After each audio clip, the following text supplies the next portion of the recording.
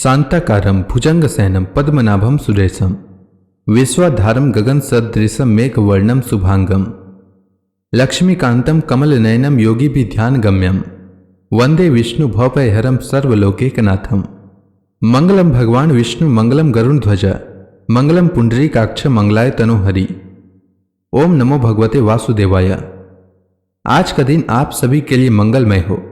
अगहन मास भगवान श्री कृष्ण का सबसे प्रिय माह है। इस माह में भगवान श्री कृष्ण ने अर्जुन को गीता का ज्ञान दिया था। यही कारण है कि इस माह में भगवान श्री कृष्ण की कथाओं का श्रवण अवश्य करना चाहिए। इससे जन्म जन्मांतर के पाप कर्मों का नाश होता है और घर में सुख समृद्धि का वास होता है। साथ ही हर प्रकार के संकटों का नाश होता है। तो आइए श्रवण करते हैं मार्गशीर्ष मास की कथा का तीसरा अध्याय। श्री पराशर जी आगे बोले। विदर्भ देशांतर्गत कुंडिनपुर नामक नगर में भीमक नामक एक राजा था। उनके रुक्मी नामक पुत्र और रुक्मिणी नाम की एक सुमुखी कन्या थी। श्री कृष्ण ने रुक्मिणी की और चारुहासिनी रुक्मिणी ने श्री कृष्ण चंद्र की अभिलाषा की, किंतु भगवान श्री कृष्ण चंद्र के प्रार्थना करने पर भी उनसे द्वेष करने के कारण रुक्मी ने उन्हें रुक्मिणी न दी। महापराक्रमी भीमक ने जरासंध की प्रेरणा से रुक्मी से सहमत होकर शिशुपाल को रुक्मिणी देने का निश्चय किया। तब शिशुपाल के हितैषी जरासंध आदि संपूर्ण राजागण विवाह में सम्मिलित होने के लिए भीमक के नगर में गए। इधर बलभद्र आदि यदुवंशियों के सहित श्री कृष्ण चंद्र भी चेदी राज का विवाह उत्सव देखने के लिए कुंडिनपुर आए। तदंतर विवाह का एक दिन रहने पर अपने विपक्षियों का भार बलभद्र आदि बंधुओं को सौंपकर श्रीहरि ने उस कन्या का हरण कर लिया। तब श्रीमान पुंडरक, दंतवक्त्र, विदुरथ, शिशुपाल, जरासंध और सालु आदि राजाओं ने क्रोधित होकर श्रीहरि को मारने का महान उद्योग किया, किंतु वे सब बलराम आदि यदुश्रेष्ठों से मुठभेड़ होने पर पराजित हो गए। तब रुक्मी ने यह प्रतिज्ञा की, मैं युद्ध में कृष्ण को मारे बिना कुंडिनपुर में प्रवेश न करूंगा। कृष्ण को मारने के लिए उनका पीछा किया, किंतु श्री कृष्ण ने लीला से ही हाथी घोड़े रथ से युक्त उसकी सेनाओं को नष्ट करके उसे जीत लिया और पृथ्वी में गिरा दिया। इस प्रकार रुक्मी को युद्ध में परास्त कर श्री मधुसूदन ने राक्षस विवाह से मिली हुई रुक्मिणी का सम्यक रीति से पानी ग्रहण किया। उससे उनके कामदेव के अंश से उत्पन्न हुए वीर्यवान प्रद्युम्न जी का जन्म हुआ, जिन्हें संबरासुर हर ले गया था और फिर जिन्होंने संबरासुर का वध किया था। श्री मैत्रेय जी बोले, हे मुने, वीरवर प्रद्युम्न को संबरासुर ने कैसे हरण किया था और फिर उस महाबली संबर को प्रद्युम्न ने कैसे मारा, और जिसको पहले उसने हरण किया था उसी ने पीछे उसे किस प्रकार मार डाला। हे गुरु, मैं यह संपूर्ण प्रसंग विस्तार पूर्वक सुनना चाहता हूं। श्री पराशर जी बोले, हे मुने, काल के समान विकराल संबरासुर ने प्रद्युम्न को जन्म लेने के छठे ही दिन यह मुझे मारने वाला है ऐसा जानकर श्रुतिका गृह से हर लिया। उसको हरण करके संबरासुर ने लवण समुद्र में डाल दिया, जो तरंगमाला जनित आवर्तों से पूर्ण और बड़े भयानक मकरों का घर था। वहां फेंके गए उस बालक को एक मत्स्य ने निगल लिया, किंतु वह उसकी जठराग्नि से जलकर भी न मरा। कालांतर में कुछ मछुआरों ने उसे अन्य मछलियों के साथ अपने जाल में फंसाया और असुर श्रेष्ठ संबर को निवेदन किया। उसकी नाम मात्र की पत्नी मायावती संपूर्ण अंतःपुर की स्वामिनी थी और वह सुलक्षणा संपूर्ण सुधों का आधिपत्य करती थी। उस मछली का पेट चीरते ही उसमें एक अति सुंदर बालक दिखाई दिया, जो दग्ध हुए काम वृक्ष का प्रथम अंकुर था। तब यह कौन है और किस प्रकार इस मछली के पेट में डाला गया? इस प्रकार अत्यंत आश्चर्यचकित हुई उस सुंदरी से देवर्षि नारद ने आकर कहा, हे सुंदर भ्रिकुटी वाली, यह संपूर्ण जगत की स्थिति और संहार करता भगवान विष्णु का पुत्र है। इसे संबरासुर ने श्रुतिका गृह से चुराकर समुद्र में फेंक दिया था। वहां से इसे यह मत्स्य निगल लिया और अब इसके द्वारा यह तेरे घर आ गया है। तू इस नररत्न का विश्वस्त होकर पालन कर। श्री पराशर जी आगे बोले, नारद जी के ऐसा कहने पर मायावती ने उस बालक की अतिशय सुंदरता से मोहित होकर बाल्यावस्था से ही उसका अति अनुराग पूर्वक पालन किया। हे महामते, जिस समय वह नव यौवन के समागम से सुशोभित हुआ, तब वह गजगामिनी उसके प्रति कामायुक्त अनुराग प्रकट करने लगी। हे महामुने, जो अपना हृदय और नेत्र प्रद्युम्न में अर्पित कर चुकी थी, उस मायावती ने अनुराग से अंधी होकर उसे सब प्रकार की माया सिखा दी। इस प्रकार अपने ऊपर आसक्त हुई उस कमल लोचना से कृष्ण नंदन प्रद्युम्न ने कहा, आज तुम मातृभाव को छोड़कर यह अन्य प्रकार का भाव क्यों प्रकट करती हो? तब मायावती ने कहा, तुम मेरे पुत्र नहीं हो, तुम भगवान विष्णु के पुत्र हो। तुम्हें काल संबर ने हर कर समुद्र में फेंक दिया था। तुम मुझे एक मत्स्य के उदर में मिले हो। हे कांत, आपकी पुत्र वत्सला जननी आज भी रोती होगी। श्री पराशर जी आगे बोले, मायावती के इस प्रकार के कहने पर महाबलवान प्रद्युम्न जी ने क्रोध से विवल होकर संबरासुर को युद्ध के लिए ललकारा और उससे युद्ध करने लगे। यादव श्रेष्ठ प्रद्युम्न जी ने उस दैत्य की संपूर्ण सेना मार डाली और उसकी 7 मायाओं को जीतकर स्वयं 8वीं माया का प्रयोग किया।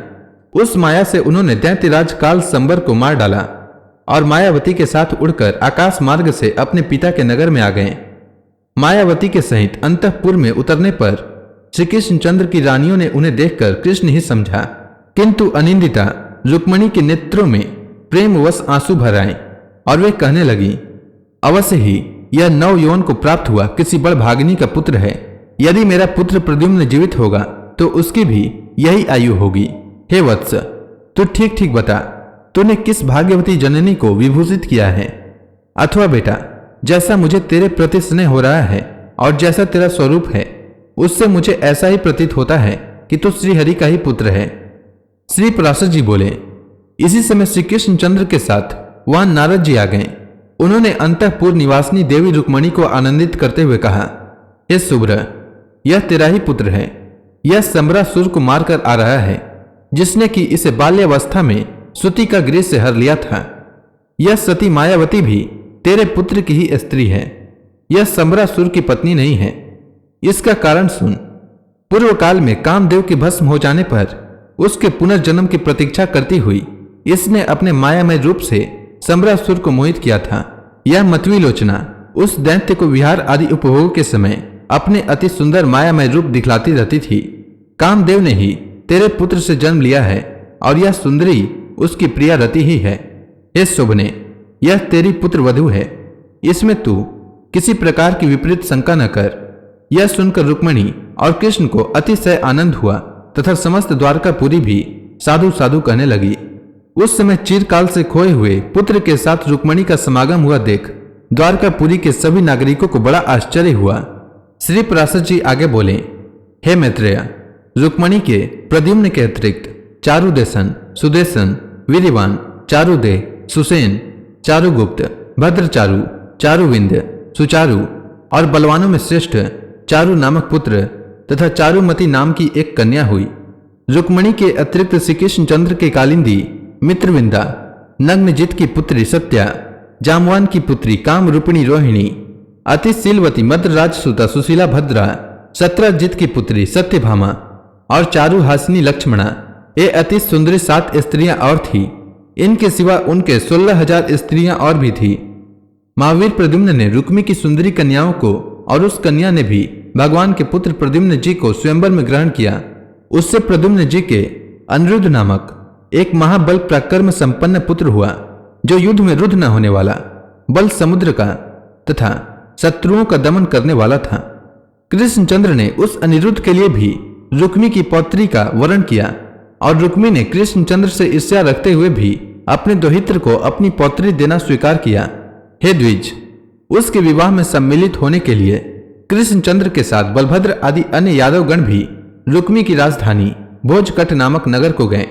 जब प्रद्युम्न पुत्र महात्मा अनिरुद्ध का विवाह संस्कार हो चुका तो कालिंग राज आदि राजाओं ने रुक्मी से कहा, ए बलभद्र, द्यूत क्रीड़ा जानते तो है नहीं, तथापि इन्हें उसका व्यसन बहुत है, तो फिर हम इन महाबली बलराम को जुए से ही क्यों न जीत लें।